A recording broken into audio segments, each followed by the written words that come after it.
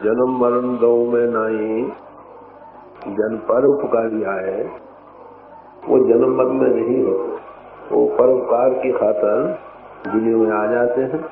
हमारी तरह मल मूत्र का थैला लेकर कैदियों के दरमियान कैदी की शक्ल में हमें निकालने आया करते हैं। कैद खाना है, कैद खाने में कैदी लोग भी जाते हैं, वो अपनी सजा भुगतने के लिए जाते हैं। वहाँ पर दो और लोग भी जाते हैं, एक जेल का इंचार्ज सुपरिटेंडेंट जेल का हो और एक डॉक्टर। सुपरिटेंडेंट जेल इस खातिर जाता है कि देखे कहीं किसी कैदी ने आपस में झगड़ा तो नहीं किया, कहीं दीवार टूट तो नहीं गई, कहीं भाग तो नहीं जाएंगे। वो तो इस ख्याल से जाते हैं।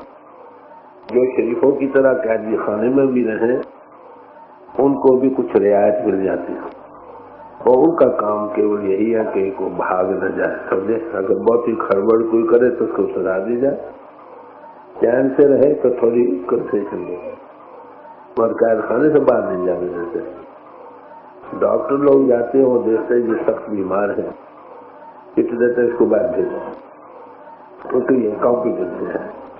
तो गए तो दोनों ही वहां पर कैद भुगतने के लिए नहीं, मगर अपने अपना काम करने के लिए। इसी तरह दुनिया में दो किस्म के महापुरुष आते हैं। एक वो लोग हैं जो जब जब धर्म की गिलानी होती है अवतार धारण करते हैं। अधर्मियों को दंड देने के लिए, वही बात जो मैंने पहले अर्ज की, धर्मियों को उभारने के लिए, दुनिया की स्थिति कायम रखने के लिए ये काम है उनका। ठीक है, हमारे दिन में उनकी दूसरे लोग भी आते हैं जो हमारी बीमारी को दूर करने आते हैं। सबकी बीमारी क्या है कि सबकी आत्मा मन के अधीन है, मन आगे इंद्रियों के अधीन है, इंद्रियों को भोग खेच रहे, सख्त लाचार है इंद्रियों के हाथ पर। अपने आप के होश में जैसे बीमार बेहोश हो जाता है, खुद बुद्ध नहीं रहती, ऐसे ही हम है इंद्रियों के भोगों रसों में फंसकर अपने आप की शुद्ध बुद्ध नहीं रहती। हम कहाँ पर हैं, क्या है, कहाँ से आए, कहाँ जाएंगे, कुछ नहीं। ऐसी लाचार हालत में देखकर वो आते को निकाल दो। वो क्या करते हैं, तुरंत मिलावे राम से उन्हें विलेजों को। उनका काम यह है कि इस बीमारी से निकालते तवज्जो का हुआ देगा।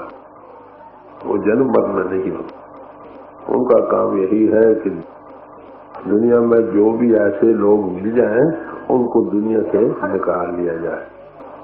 तो हमारे हजूर भी इंसानी शक्ल जरूर रखते थे, क्योंकि इंसान का उस्ताद इंसान होगा। इंसान का उस्ताद इंसान होगा। हम जिनसे एक कुदरत की खास और ऐसे महापुरुष दुनिया में आते हैं कर्मों की सजा भुगतने के लिए नहीं, बल्कि जिया दान देकर जीवों को संसार सागर से निकालकर अपने घर पहुंचाने के लिए। हजूर जब बीमार थे जिस्मानी तौर पर, तो उनसे पूछा, महाराज आप बीमार हैं, कारण? कहने भाई कर्म किए हैं। मैंने अर्ज किया, महाराज आपने कौन से कर्म किए? सर जब दूसरों को ले लिए तो अपने ही बन गए ना। हमारी बादशाह का जिक्र आता है, जब बीमार हुआ तो बाबर बादशाह ने दुआ की, उसके पलंग के गिर्द 3 चक्कर लगाए कि हे खुदा ये बीमारी मुझे दे दो। हमारा जो राजी हो गया, बाबर हो गया। बाद में सिंपैथेटिक वेज होते हैं, तो ऐसे महापुरुष आते हैं, हमारा क्या करने, बोझा भी उठाते हैं, निकालने का यत्न करते हैं। तो उनका काम क्या है, निकालना दुनिया। ये सबसे बड़ा परोपकार है दुनिया में। कई किस्म के परोपकारी जीव आया करते हैं। एक कैद खाना हो, एक आदमी वहां गया, देखा कैदियों की हालत बहुत नाजुक थी, खाने को खाना ठीक नहीं मिलता था। तो उन्होंने कहा इनको खाना अच्छा नहीं मिलता, कुछ सैंक्शन कर 10 रुपया हमारा, उनको आगे से अच्छा खाना मिलना शुरू हो गया। परोपकार किया, आ गए वापस। दूसरा एक और गया तो देखा भाई बेचारों के कपड़े फटे पुराने हैं, सर्दी लगती है, बहुत बुरा हाल है। कुछ रुपया सैंक्शन कर दिया परोपकार के जरिए असर होगा, तो उनको आगे से कहने को कपड़े अच्छे मिलने शुरू हो गए इंसानों के। एक और भाई गया बड़ा पुकार के ख्याल से, देखा इनको काल कोठरी रहने को मिल रही है, इनको अच्छा मकान का हवादार तो मिलना चाहिए ना, इंसान है। तो उन्होंने रुपया सैंक्शन किया, अच्छे से रहने को जगह मिल गई, तीनों परोपकार कराए, आ गए बाहर। वाकई कैदियों की हालत अच्छी हो गई, ठीक है, मगर कैदी कैदी ही रहे।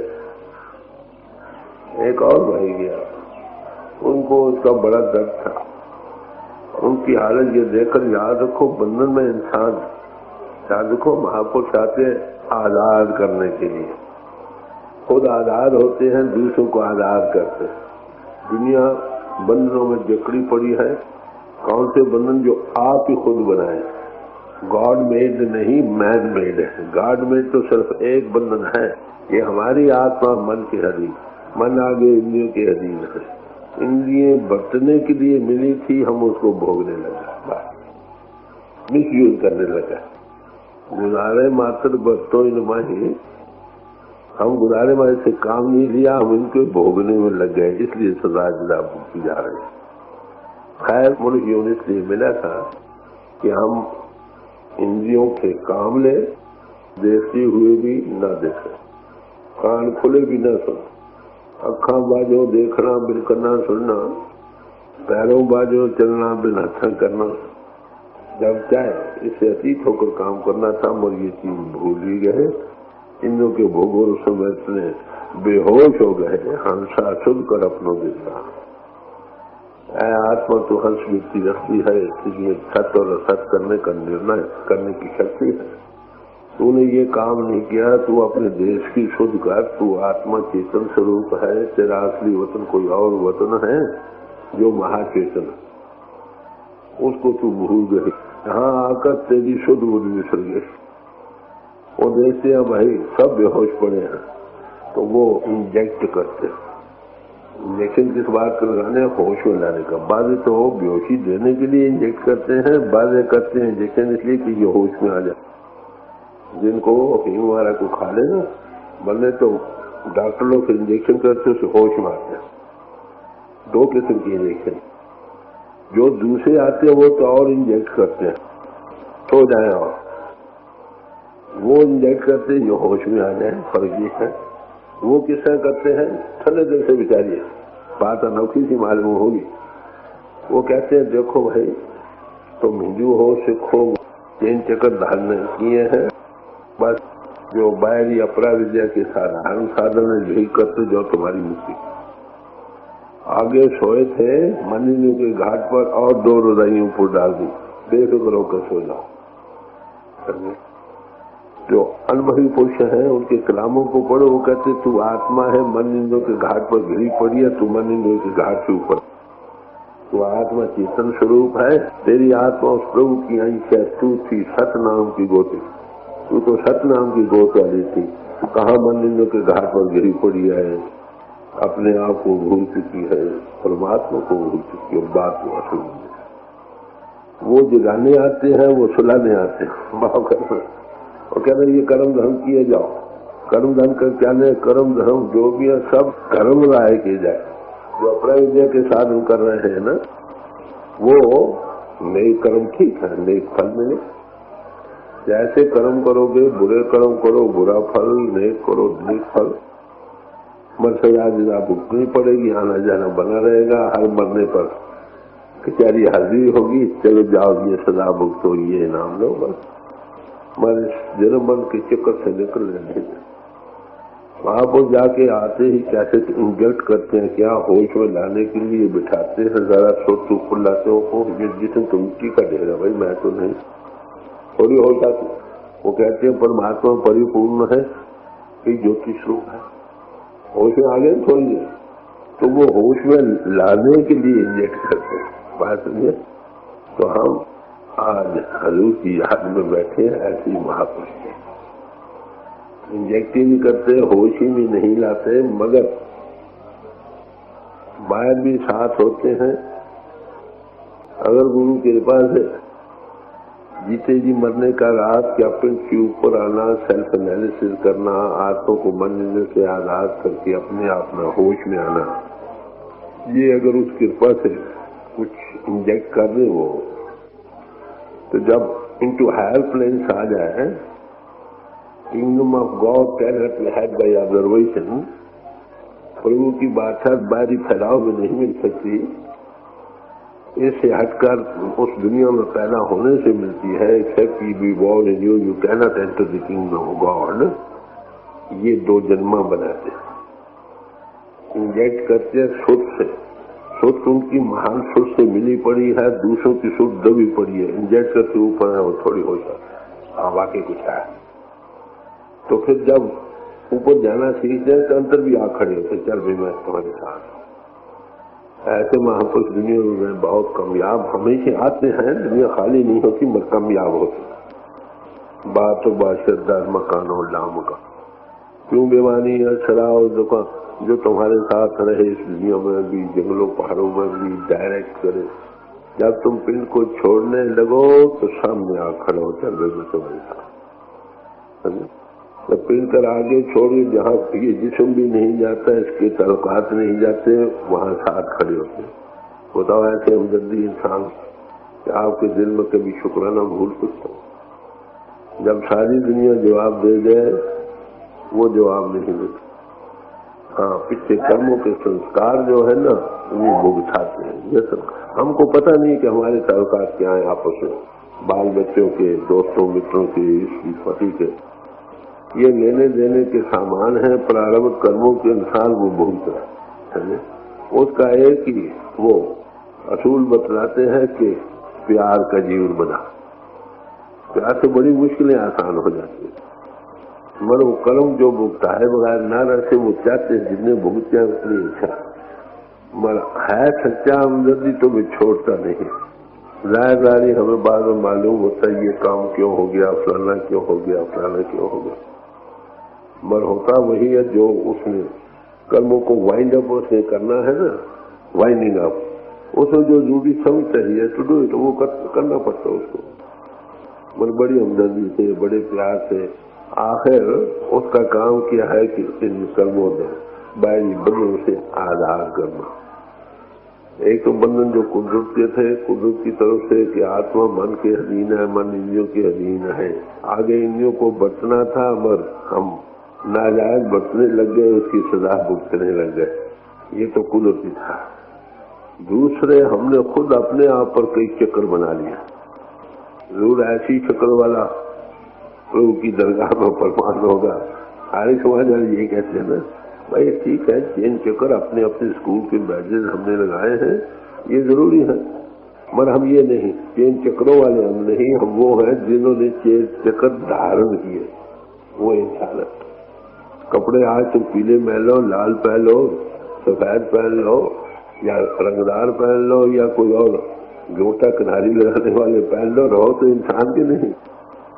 तो इन बाहरी बंदों से जो और कुदरत की तरफ से तो कुछ था ही, कुछ और बना रखे हैं, इसमें इंसान जकड़ा जाता, दूसरी तरफ सोच ही नहीं होता। ऐसे महापुरुष खुद आजाद होते हैं और आपको आजाद करने क्या देना चाहते हैं?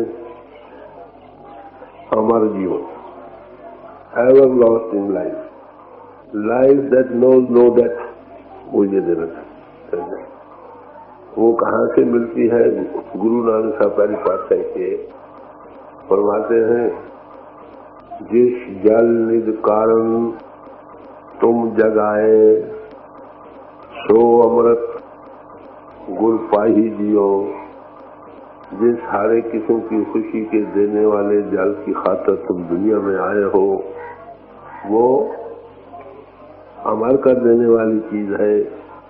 वो जवाब, वो चीज कहाँ से मिलती है जो अमर जीवन बख्शती है? कहते सो गुरु पाई जियो, वो गुरु से मिले।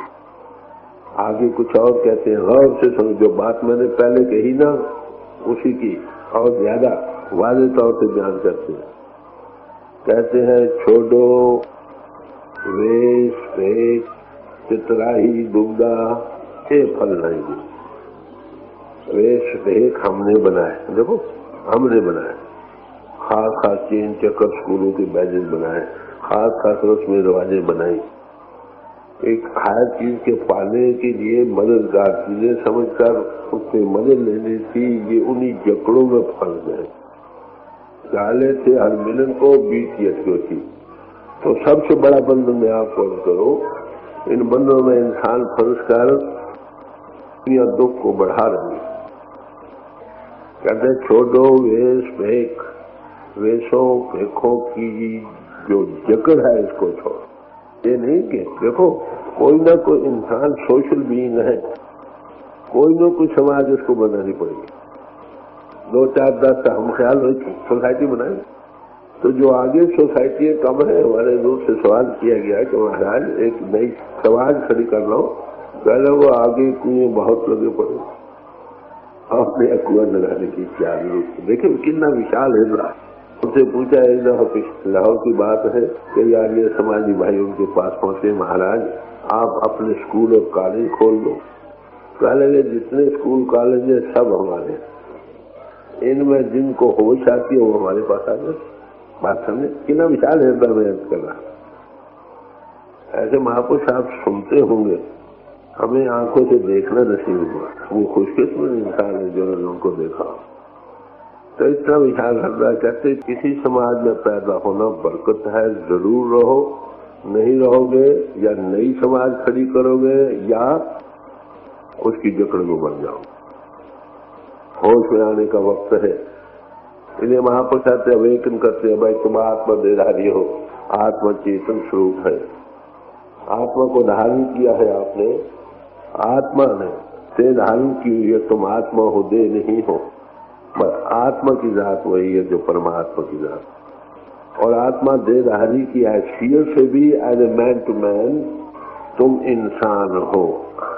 इंसान इंसान सब एक, मानव की जात सब एक की पहचान दो। बाहरी नजर से देखे, 2 आंखें, 2 कान, 2 नासिका, 2 हाथ, 2 पांव, कोई फर्क है भाई?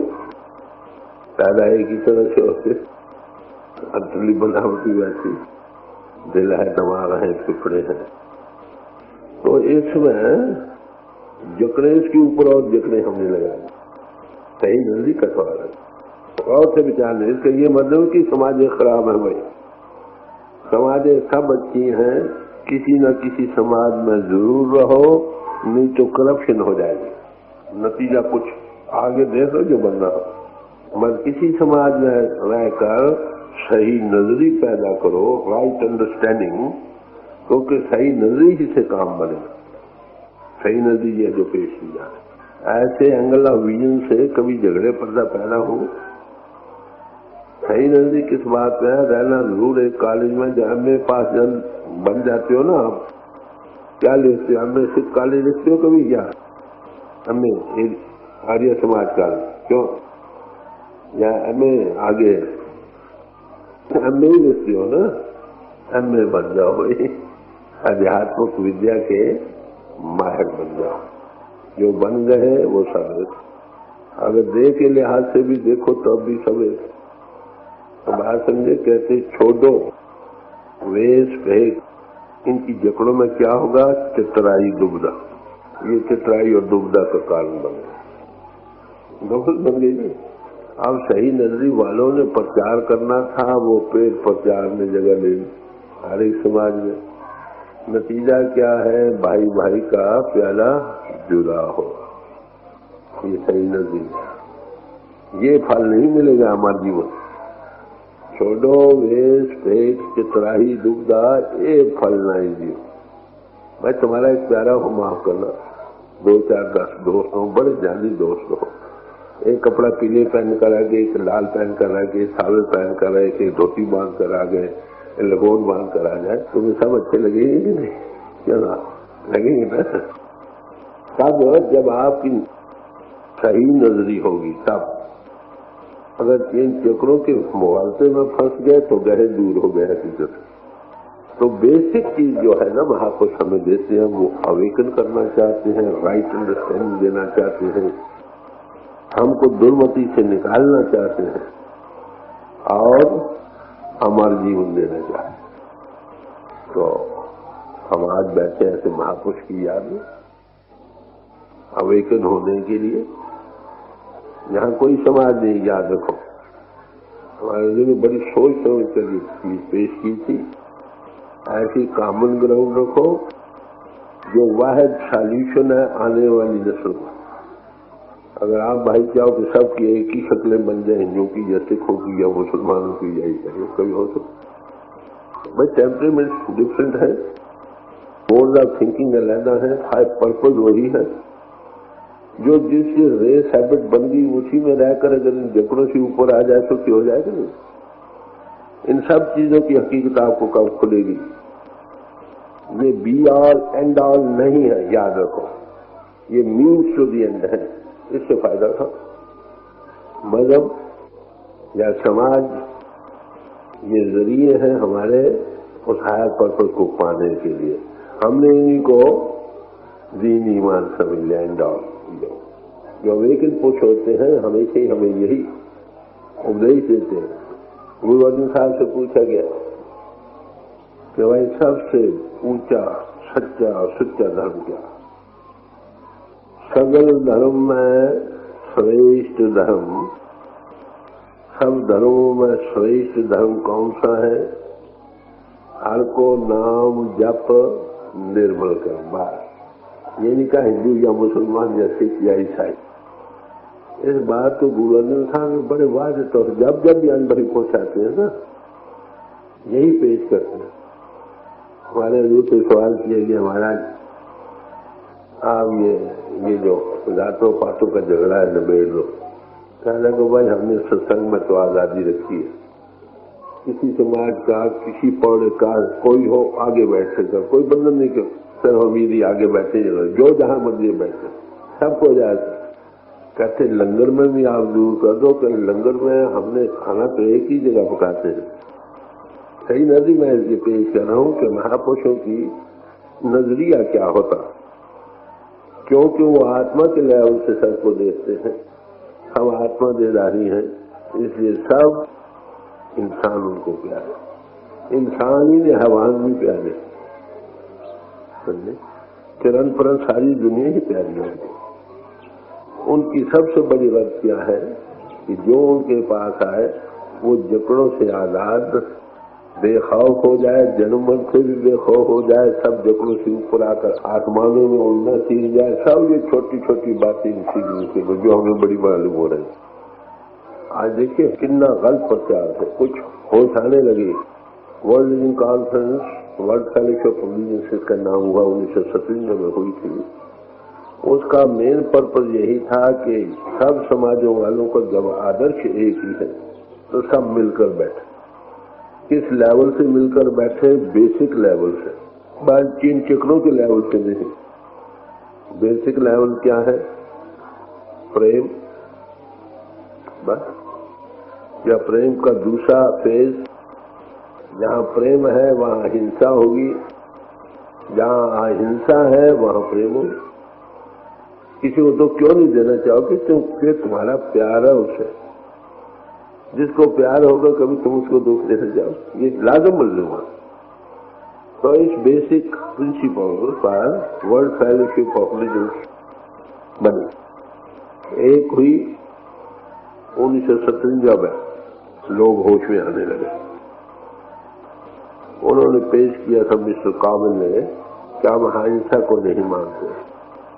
तो मैंने अर्ज किया कि भाई प्रेम, love knows service and sacrifice. आप सैक्रिफाइस देना तो मानते हो ना? क्यों? प्रेम में जान तक भी देनी कुर्बानी। कुर्बानी देने का मतलब क्या है कि अजीज से अजीज चीज की कुर्बानी करो उसके प्रेम में।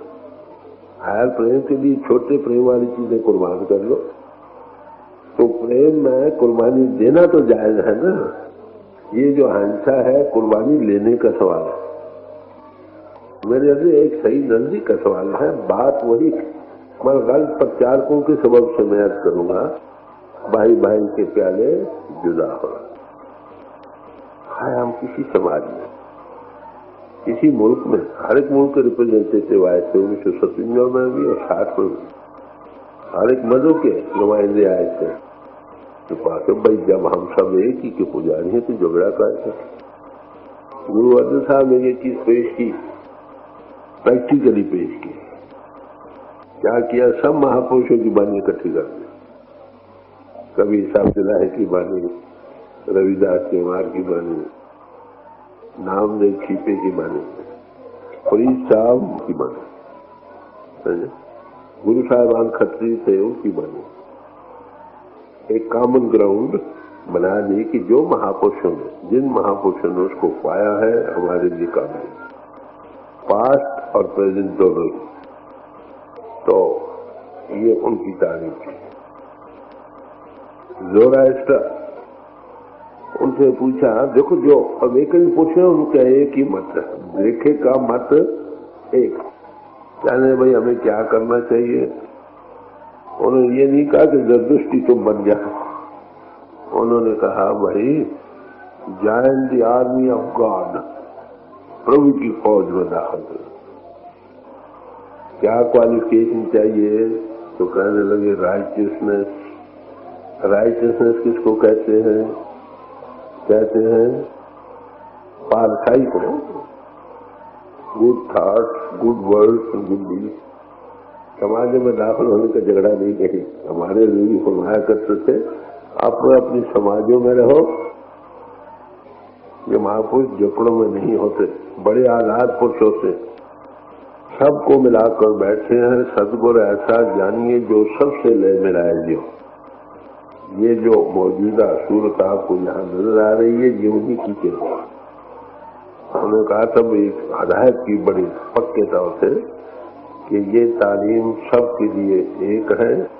एक ऐसी कॉमन ग्राउंड रखो जिस पर सब समाजों के भाई इकट्ठर होकर बैठे, बोले अपने अपने रखें, चेन चेकर अपने रखें, सदाचार और प्रभुता, बस दो मजबूत।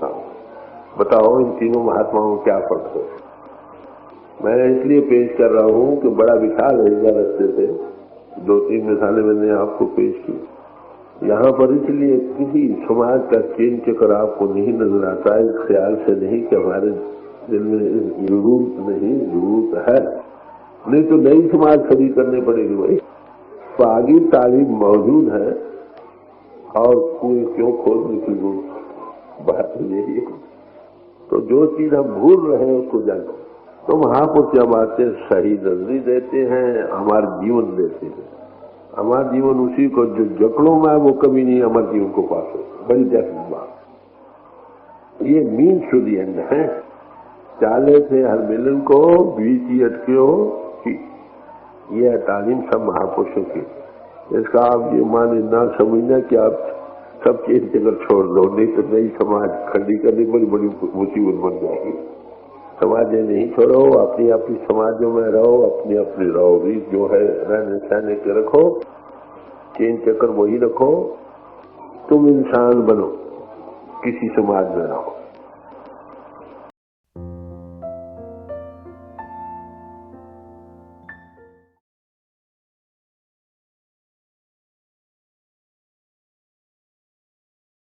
प्यारे भाई और बहनों, हम लोग बहुत खुशकिस्मत हैं कि हम सबको परम संत कृपाल सिंह जी महाराज के वचन सुनने को मिले।